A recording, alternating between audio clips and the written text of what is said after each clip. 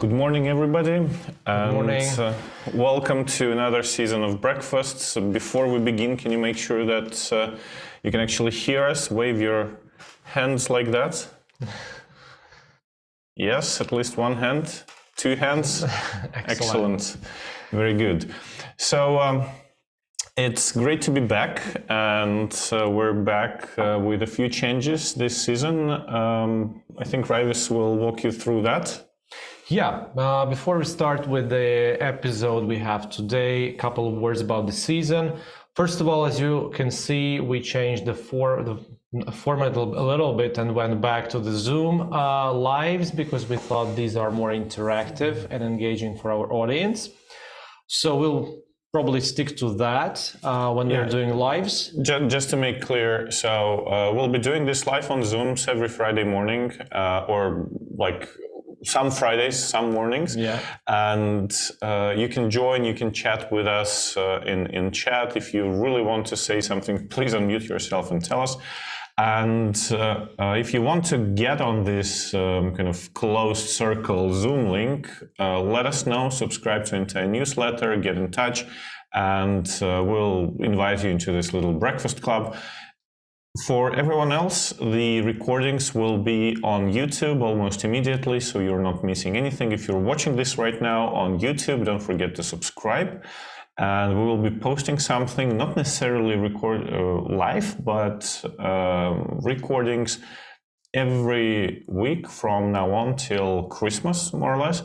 So yeah, you'll have two options to join, either live interactively in Zoom or just follow us on YouTube and also your favorite social networks. So speaking of the non-live things. Non-live things, yeah. We also plan to release some content on YouTube, which will not be provided in the live format. First of all, it will be a series that we called My First Course, which is meant for those who are just starting in their content production. Maybe these are SMEs, maybe these are instructional designers, learning people, but those that have that question, that problem they have to solve with learning, and we plan to help with that. Hopefully that will allow us to widen our audience from just learning and development professionals into subject matter experts as well.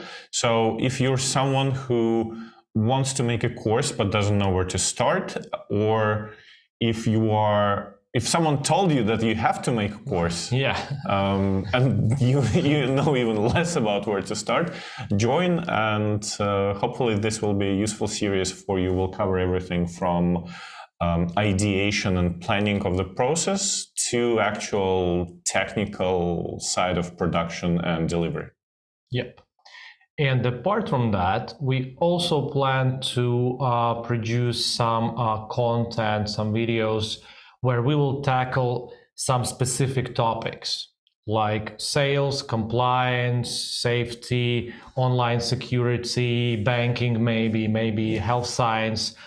Because what we see is that it's very hard to connect these instructional design theories and methods to some very particular, very clear problems on the ground you might have, because you have to do a compliance training, for example, or sales training. So we thought we should share that experience, so kind of talking verticals, which is, again, I think, very important for some of the subject matter experts who are not very familiar with learning. But also L&D managers. So if you want your either vertical, as an industry, to be covered. So we have, like Ravi said, finance and banking in mind. We have healthcare in mind. These are two things where we have a ton of experience.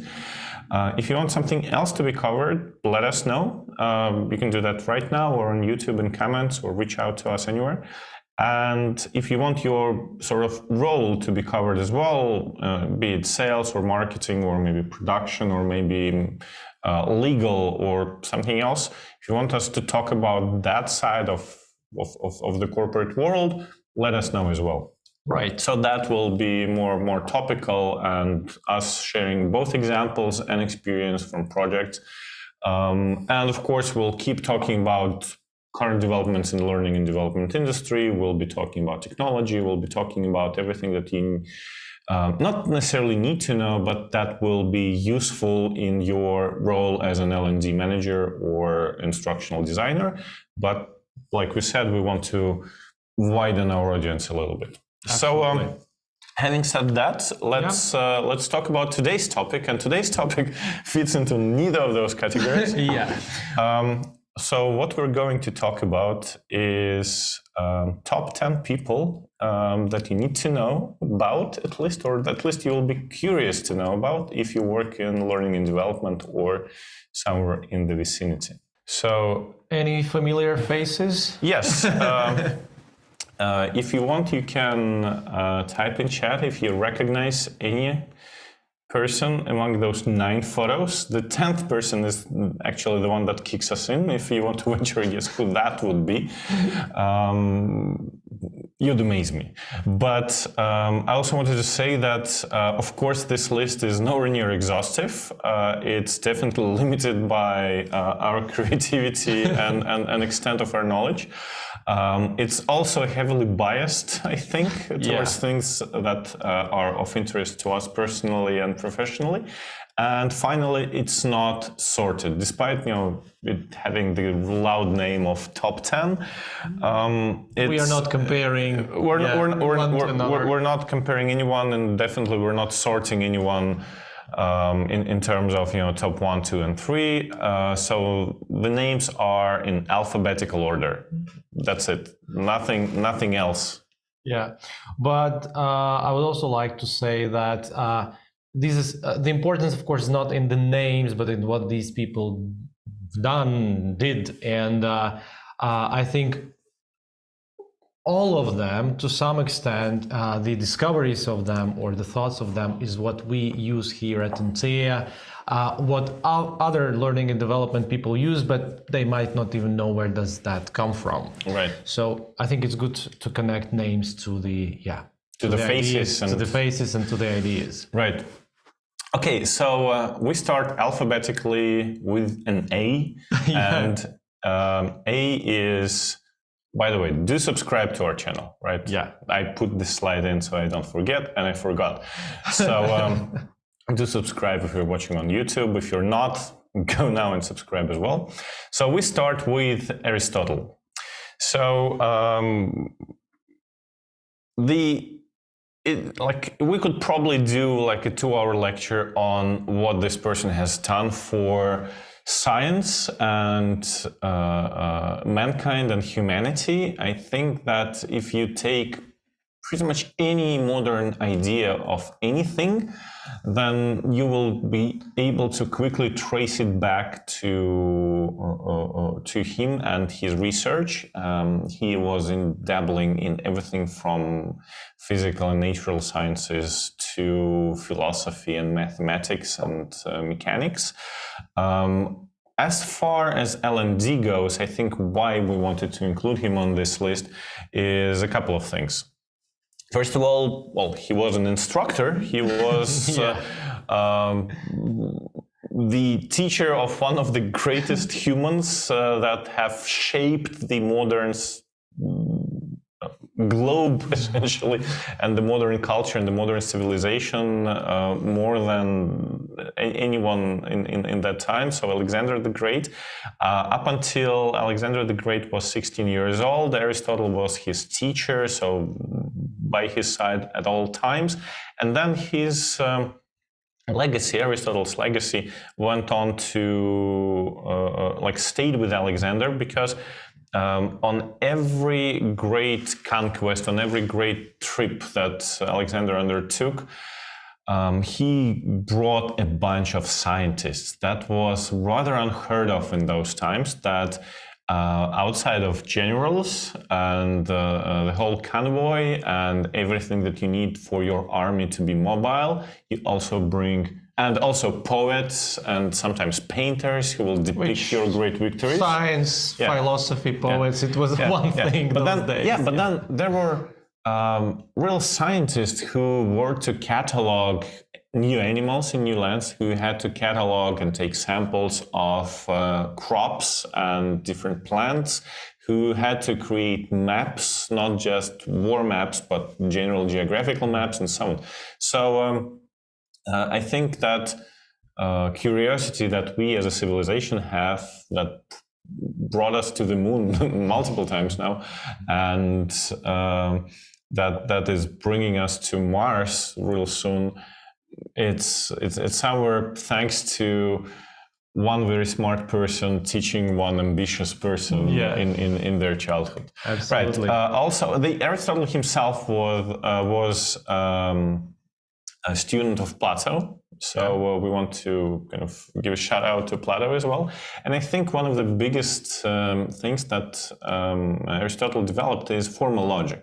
We might think that idea that, if all rabbits are white and, a goat is white, is goat a rabbit, this kind of logical things that if all Swedes are Europeans and you are European or you're a Swede, stuff like that we even still use for testing, we still don't take it for granted, right? We try to check if people do understand that at some point someone had to come up with this, conceptualize this. It's this guy. It's this amazing person who came up with this, and up until I think early 20th, maybe late 19th century, when the algebraic, like the really mathematical logical apparatus was developed, it was the only logical apparatus that we had, and it was developed like 300 years before Christ. Yes. And studies of memory. Yeah. Right. Did you want to say something? Yeah, something's not included in your list, and I will add it as a bit later. Yeah. So studies of memory. Again, he studied like how memory works. Why do we remember things, and why do we forget things? And forgetting curve is on every slide in every instructional design kind of curriculum. Yeah.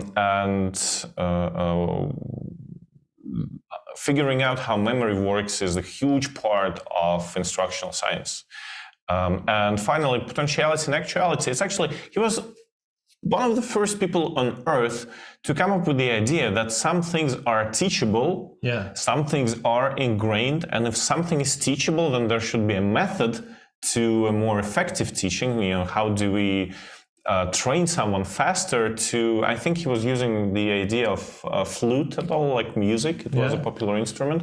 So you can teach yourself to play something, you can teach someone else to play something, can you teach multiple people, can you teach yourself by reading? And this was pioneering of instructional design. Yeah. And finally, even such a trendy things right now, like storytelling. For example, we all know that technique in learning and development and marketing and stuff. Actually, he was the first human who really defined what it is in his book Poetics, right? Which actually describes how all storytelling is done now. Any series you're watching on TV right now more or less goes by those laws or ideas he presented. So when we talk about Greeks were good with drama theater, and comedy and theater, and I mean those frameworks still work. The myths, the Iliad. Yeah. So Aristotle is definitely a father of instructional design in some form, or rather grandfather maybe. But we're just lucky that his name starts with an A, so we had a chance to begin with him. Okay. All right. So, do you know this guy? If you've been following our breakfast, you've seen him. And this is Benjamin Bloom, the author of Bloom's Taxonomy, from the work called lengthy name of Taxonomy of Educational Objectives, the classification of educational goals. And I think we have a separate breakfast on Bloom's Taxonomy alone, or maybe it's part of some breakfast. It was about learning goals, but Bloom's learning Taxonomy objectives, is in the center, Yes.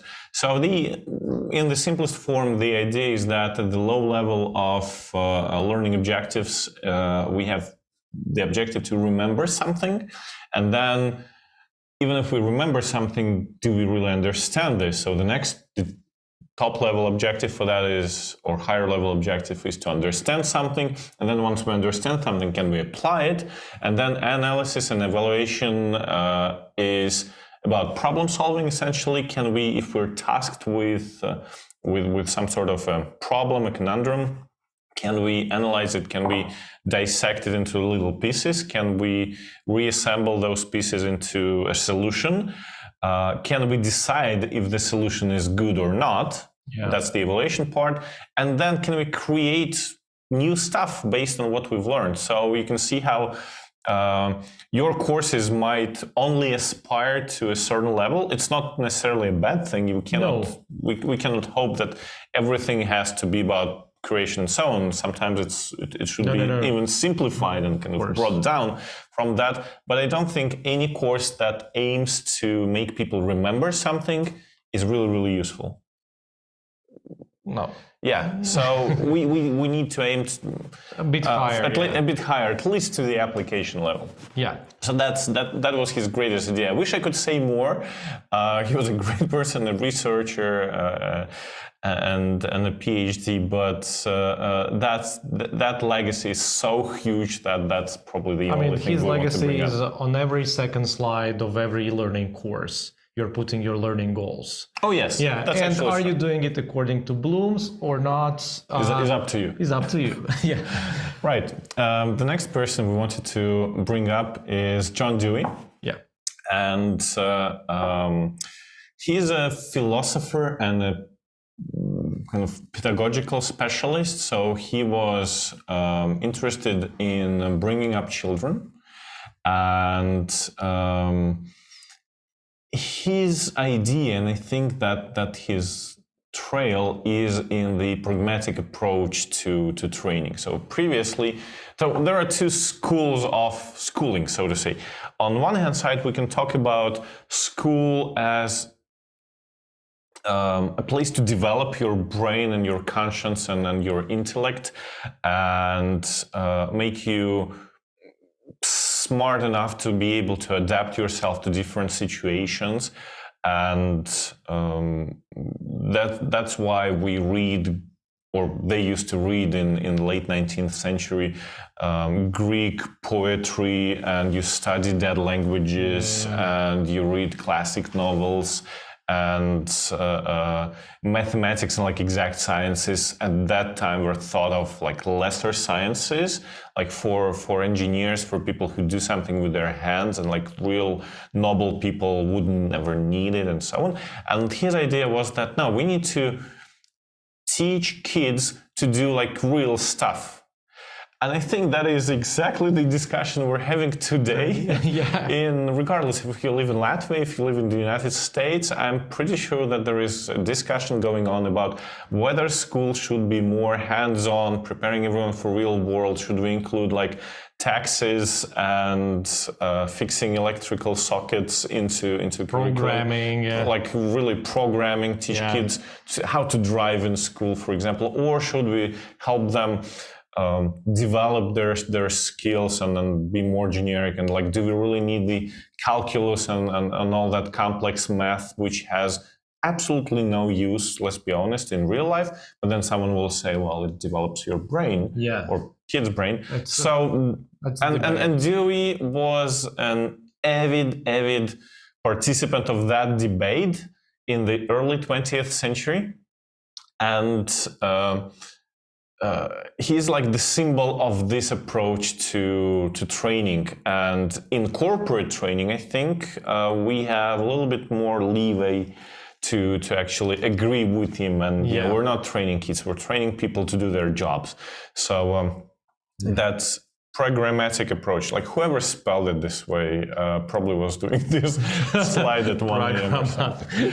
Yeah, I'm sorry about that. So then yes, experiential learning by doing, huge thing in corporate world, not enough in higher education and not enough in schools for sure. He was really avid proponent of like learning by doing. Reflective thinking, the idea was that it's not like you think a lot and you start doing, but actually start doing and then you reflect on what you've done, and this is how you improve. we might lack a lot of reflective thinking, a lot of things that we do and we train people for, because we want them to do stuff. Like, do we let them to analyze what they've done, like think about their performance? This is how athletes are built. He actually, the early Soviets, like 1917 to maybe 1925, like Lenin was a huge fan actually. And because like it was the new approach, it was a new approach to training. And that was, and it was Dewey's idea that training for everybody, and that training and learning is how the society progresses and improves. So that it has to be practical, not something fluffy and very philosophical for the noble people, but it should be practical and for everyone, which of course was very appealing to Soviets. And I think he even visited the USSR at some point. So you can find a lot of him in literature of that time. Right. So anything else on him? No. Right. We have a message in chat. I am indebted to my father for living, but to my teacher for living well. This is a very powerful saying of Alexander the Great. Thank you, Alba. Thank you. That's that's why he is the first in our slides. Also because he begins with an A. Good idea to call your kid. This is Robert Mills Gagne. He's an American, regardless of French surname. And he is famous for a book which is called The Conditions of Learning. It's not like, frankly, you don't have to read this book because it has been digested and incorporated in pretty much every segment of learning theory that you learn. I'd like to highlight two things that Gagne has left us with. One is he has, as many others, as Bloom's taxonomy, as other things, he tried to create a hierarchy of learning, again, from like super basic physical response level learning to problem solving. It's a little bit different. He was a behaviorist, and it's a little bit different from kind of distilled Bloom's taxonomy, even if it's updated forms. By the way, if you're looking at Bloom's taxonomy, also look up how it's been updated in the 60 years since it's been presented. So that's one thing, like, again, and the understanding of this is tantamount to actual instructional design. And another one is his 9 events of instruction, and he was one of the first to actually formalize the idea that the process of instruction begins with gaining the attention of learning, then informing them of the objectives. How many times have we had to train people on including learning objectives in their courses? Because a lot of people don't. A lot of people begin their lectures and webinars by not saying like why we're here. We stimulate and try to recall their prior knowledge. We present our content, provide guidance, give an opportunity to practice. We provide feedback on said practice. We assess performance, and then we enhance retention and transfer to the job. Like something that a lot of people forget, that after the training is over, you have to build the bridge towards actual job performance. And this is where INTEA's Midas is based on. Essentially, yes. Yeah, it's kind of, we did it kind of in parallel a little bit.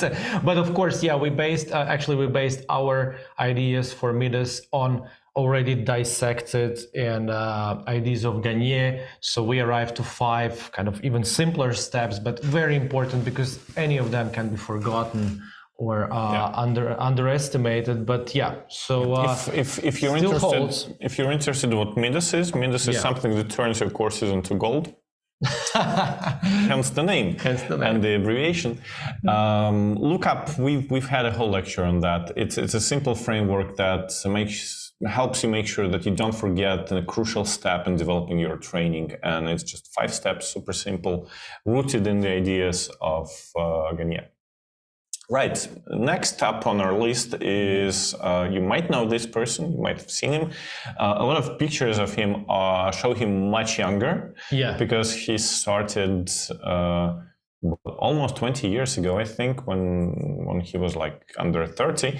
So it's Salhan, born 1976. He started as a YouTuber. Essentially, he started as um, uh, uh, as a tutor to I think his nephew or a cousin, and then more people started asking him to tutor them in mathematics primarily, and then he started his YouTube channel to just share his knowledge with the world, and he quickly became one of the most popular YouTubers in the early years of YouTube, with hundreds of millions of subscribers, which was unheard of at that time.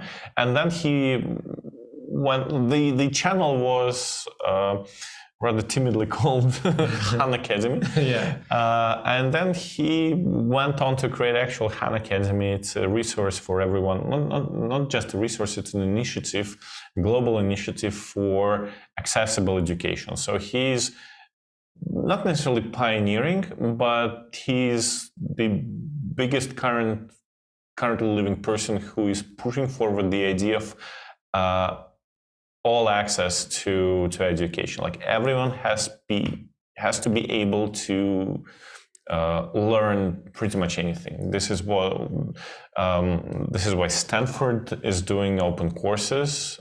This is why Google is doing a lot of stuff, and Han Academy, backed by the most prominent people on the planet, is doing a lot for bringing education to people who would not have access, not just to school, but to choose to go to school.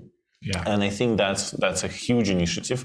That's relevant not only to, I'm not sure if that's a politically correct term these days, third world countries. I think it's colonial.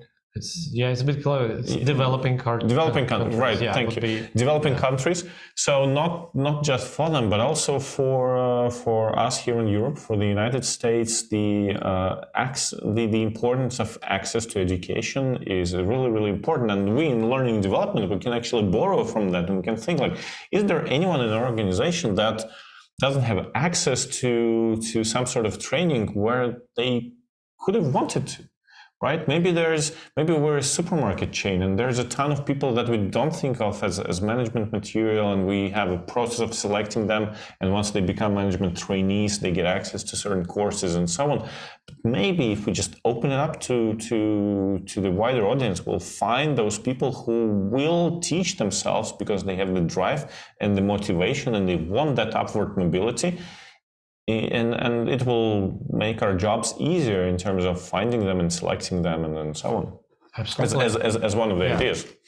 Right. Another part is, of course, personalization and database learning, because obviously when you are training literally millions of people, you have tons of data and you have resources to work with this data and build on top of that. So Han Academy is working with, and it might seem a little bit trivial now in 2020s, but in 2010, for example, that was like really important. And I think a lot of progress that we've made in data-driven training is in some part thanks to Han Academy as well.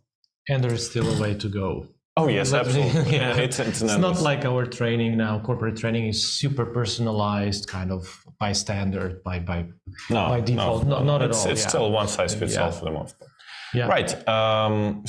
This guy, Donald Kirkpatrick, another super famous name, another like cornerstone of instructional science. You probably all know that he's created 4 levels of learning evaluation. I think that was the formal name of this work. 5. Which is now 6, let me tell you. Oh, wow. So his original idea was that there are different levels of depth of how we can measure learning performance. On the low level, it's just the reaction. Did they like this? Like smiley sheets, little Google forms that you send out to participants. Well, how was it? Did you like the training?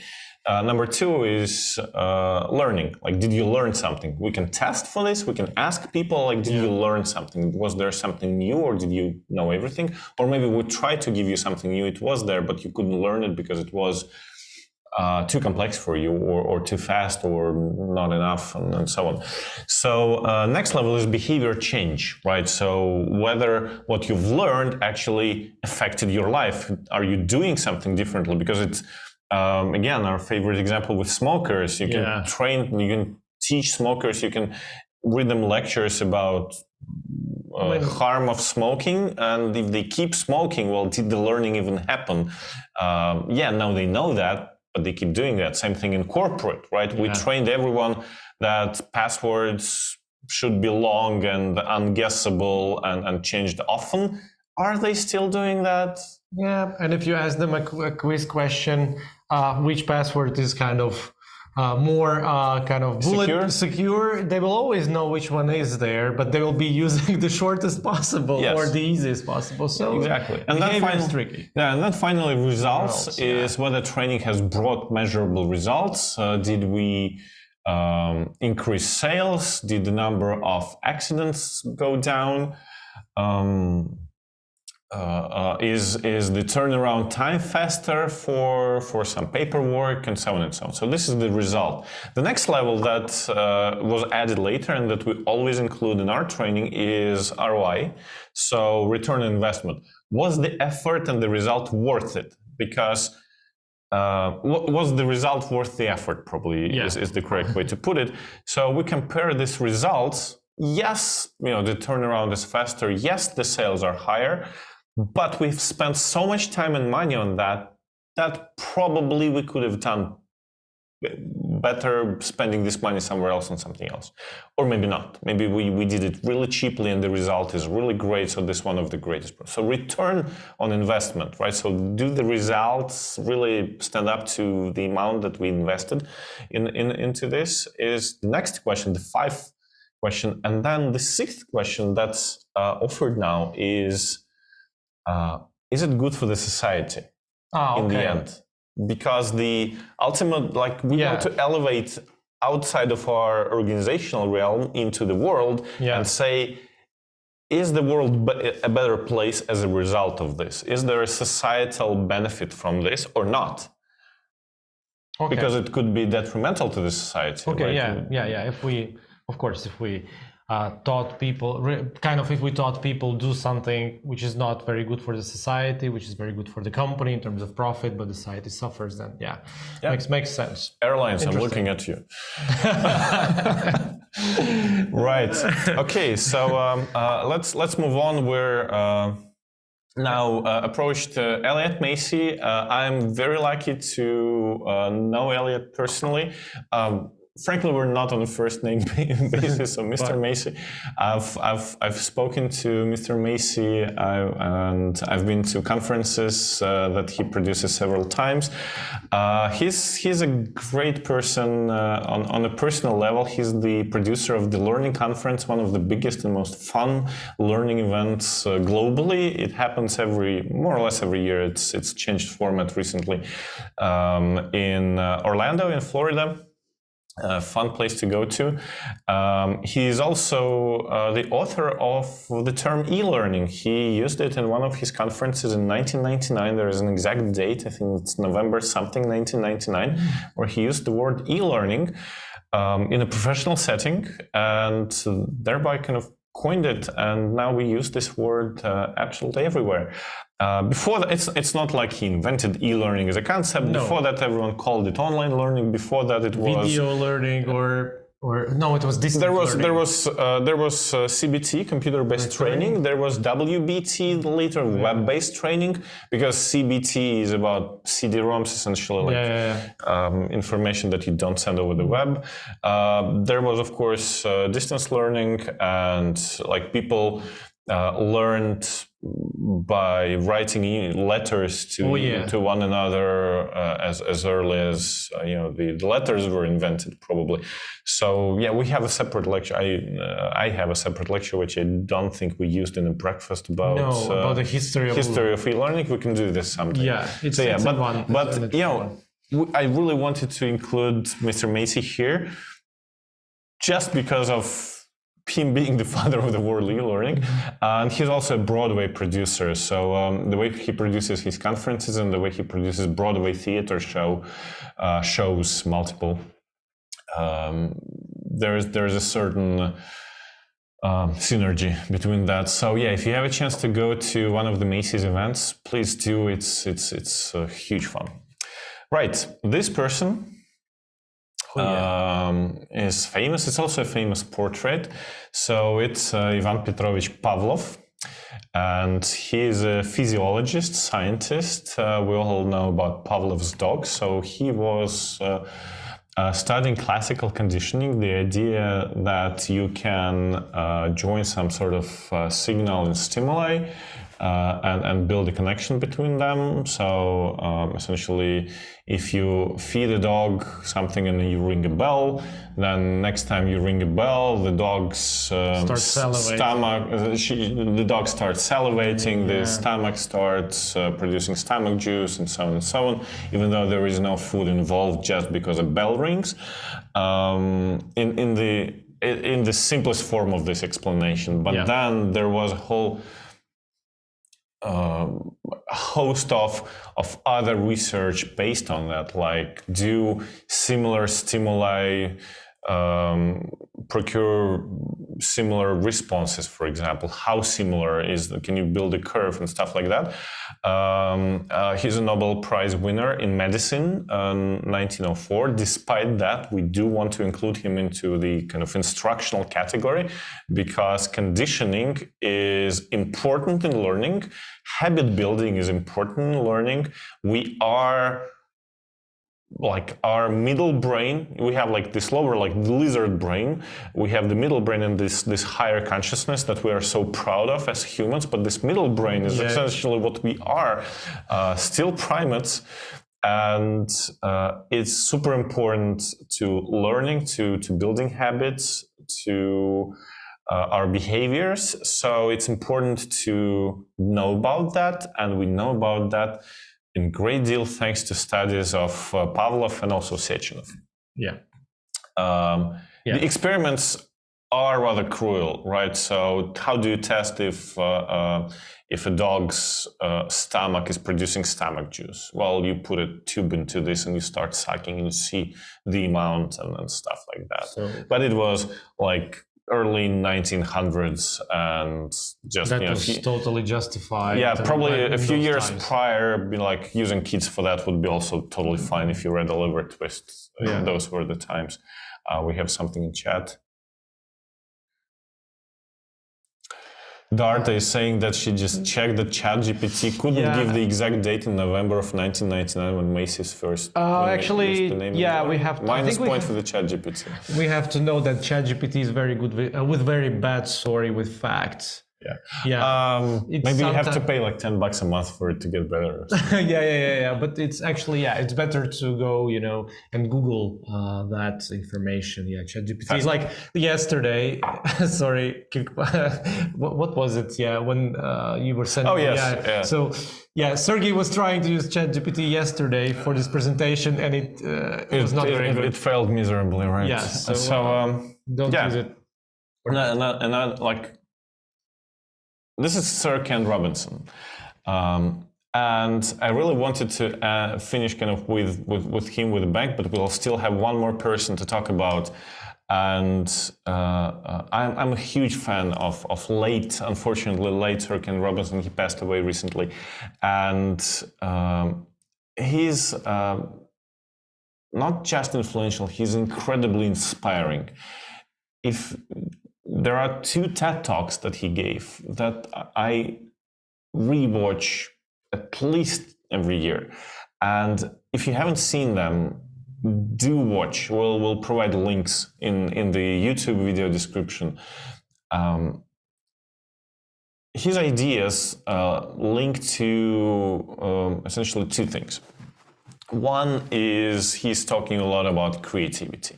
He's trying to shift the paradigm of modern schooling and training, even in the corporate world, towards creativity. His idea is that in the ever-changing world, we cannot train someone for something that we cannot predict or foresee at all.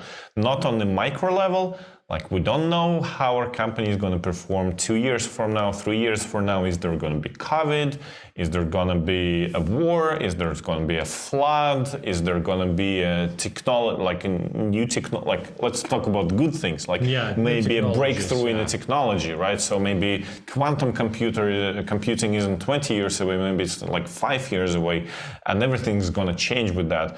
Like, how can we foresee that? We can't. How can we prepare for that? We can teach ourselves to be creative, and creativity is about venturing and finding solutions to problems we didn't know existed, and creating solutions for absolutely anything. And schools kill creativity. I think that's the name of his talk, and I think that's his motto, and that's something that he was opposing all his life. He was saying like 6-year-olds, first graders are the most creative people on earth. 12th graders are the least creative people on earth, and they stay like that for the most part of their lives. And that's very true for corporate world as well. So that's a huge topic. And second one, like future proofing, I talked about this. And also he's talking about real world relevance. I think Dewey would have liked each other. He's saying that schools are too detached from reality, not in the sense that we don't train kids to like really do percentage calculation to calculate discount in a store, but like really, our world is so much more than the school curriculum, which was pretty much created in the mid-18th century, when the world, or the Western world at least, needed factory workers, engineers, workers, people who can read, write, calculate, perform very algorithmic tasks. And also armies. And also armies. Armies also needed that. And that has stayed with us pretty much to this date. And then the world is much larger, it's more creative, there's more to the world than what's taught in schools. And schools can't change, right? Schools still teach us about classical paintings and artists and arts history. Do they teach us about cinema, for example, which has been the major art form for the past 100 years for us and our parents and our grandparents, and it's influenced our world, for example, way more than classical art, I think, at this point. Do we talk about this in schools at all? Nope, I don't think so. Very rarely. I was lucky to actually have a cinema club in my school. That's why I'm so vocal about this. I didn't. And he was, Sir Ken Robinson was pushing for a paradigm shift, not just in schools, but in our thinking about upbringing children and about how should we live in the world that's to come. So he's one of the greatest person. What I'm gonna try, and you tell me in chat if it works for you, I'm gonna try to play a clip for you, just 1 minute of your time. Kids have tremendous talents, and we squander them pretty ruthlessly. I had a great story recently, I love telling it, of a little girl who was in a drawing lesson. She was 6, and she was at the back drawing, and the teacher said this little girl hardly ever paid attention, and in this drawing lesson she did. And the teacher was fascinated. She went over to her and she said, "What are you drawing?" And the girl said, "I'm drawing a picture of God." And the teacher said, "But nobody knows what God looks like." And the girl said, "They will in a minute." Kids will take a chance. If they don't know, they'll have a go. Am I right? They're not frightened of being wrong. Now, I don't mean to say that being wrong is the same thing as being creative. What we do know is, if you're not prepared to be wrong, you'll never come up with anything original. If you're not prepared to be wrong. And by the time they get to be adults, most kids have lost that capacity.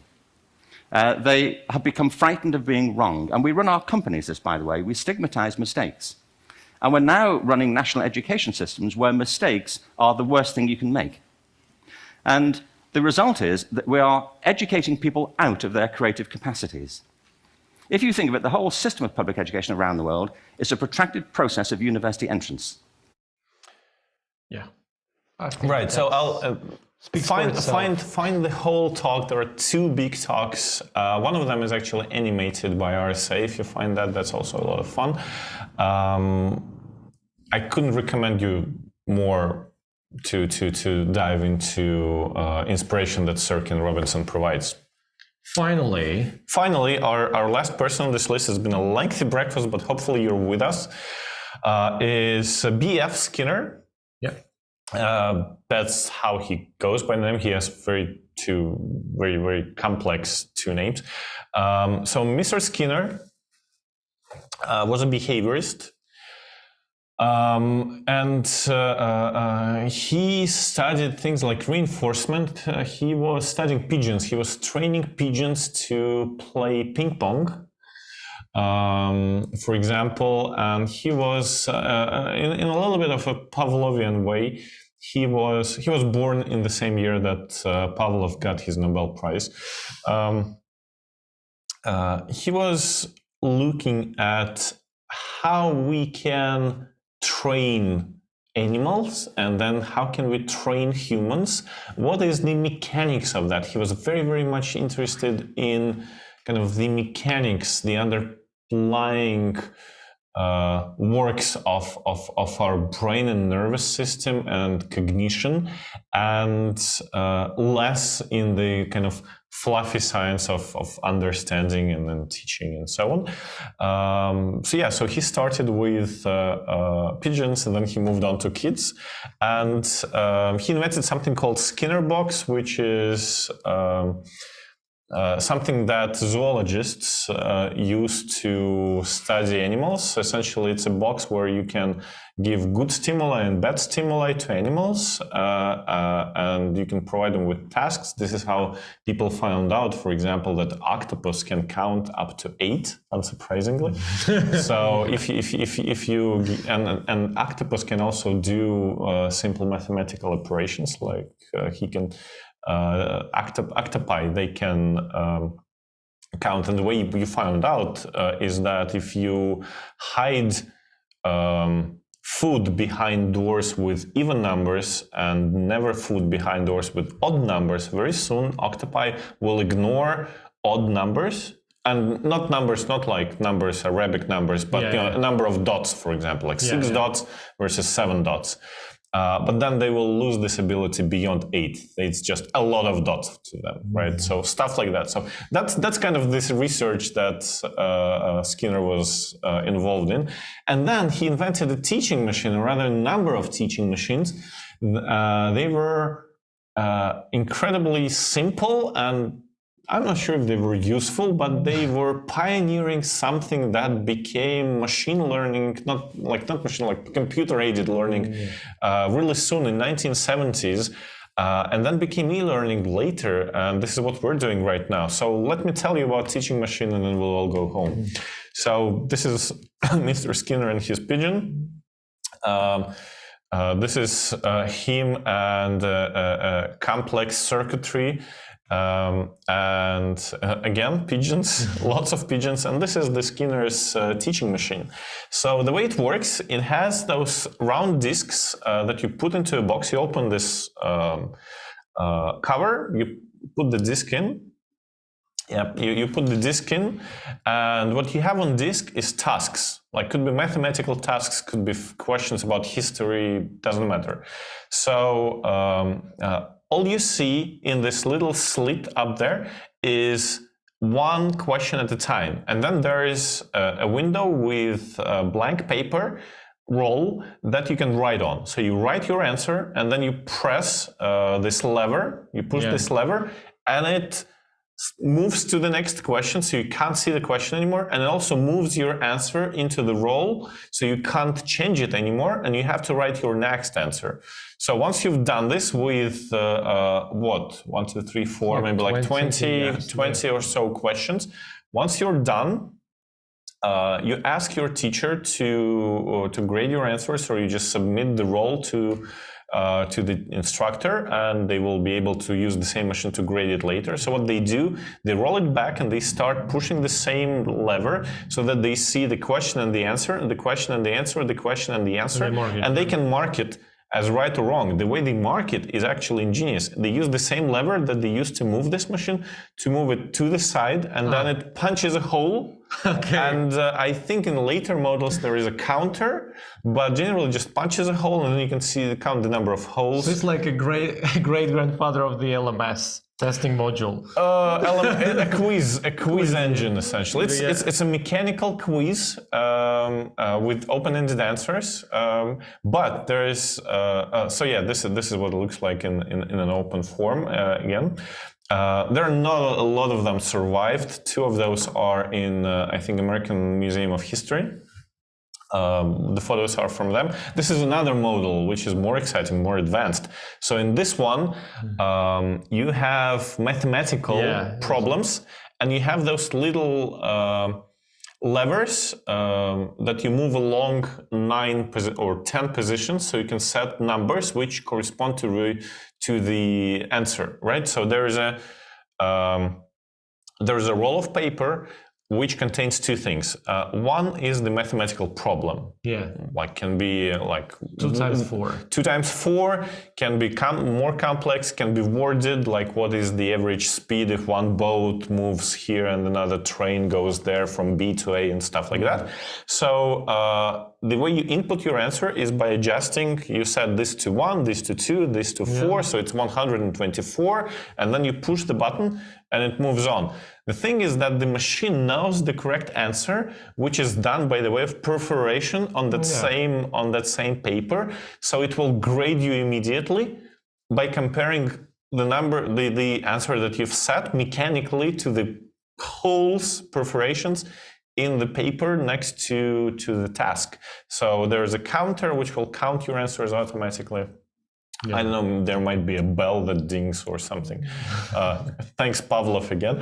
So, yeah, and it was a huge debate back then.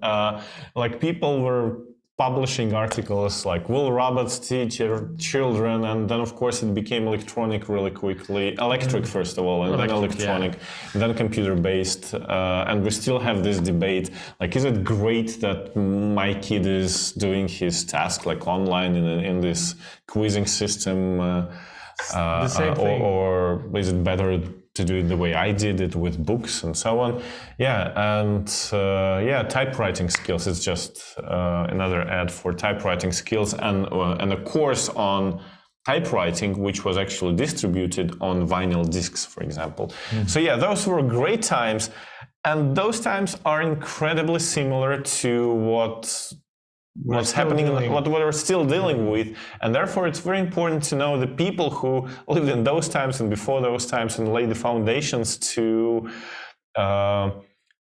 finding answers to those problems that we still haven't found today. So I hope that this was useful, or at least fun and educational. And we've spent a whole hour, so thanks. We'll try to keep our next breakfast a little bit shorter. Do follow us on every social media that you use. Do follow us on YouTube, and stay tuned for updates on our next either breakfast or the content that we will release for you. Thanks. Thank you. And have a great Friday. Bye-bye. Bye-bye.